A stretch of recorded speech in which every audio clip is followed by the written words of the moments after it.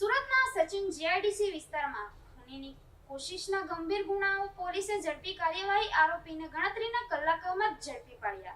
Technical surveillance અને CCTV ફૂટેજની મદદથી આરોપીની ધરપકડ કરી વધુ તપાસ હાથ ધરવામાં આવી છે.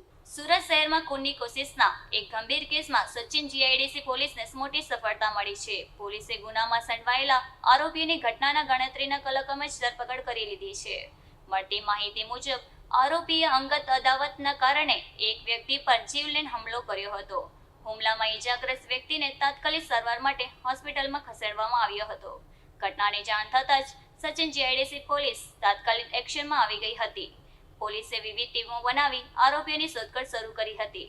ટેકનિકલ સર્વેલન્સ અને સીસીટીવી ફૂટેજ અને બાતમીદારોની મદદથી પોલીસ આરોપી સુધી પહોંચવામાં સફળતા મેળવી હતી. આરોપીઓની ધરપકડ કરીને તેની સામે કાયદેસરની કાર્યવાહી હાથ ધરવામાં આવી છે. હાલ પોલીસે હુમલા પાછળનું ચોક્કસ કારણ જાણવા વધુ તપાસ શરૂ કરી છે. સાથે જ ગુનામાં અન્ય કોઈ વ્યક્તિની સંડોવણી છે કે નહીં તે દિશામાં પણ તપાસ ચાલી રહી છે.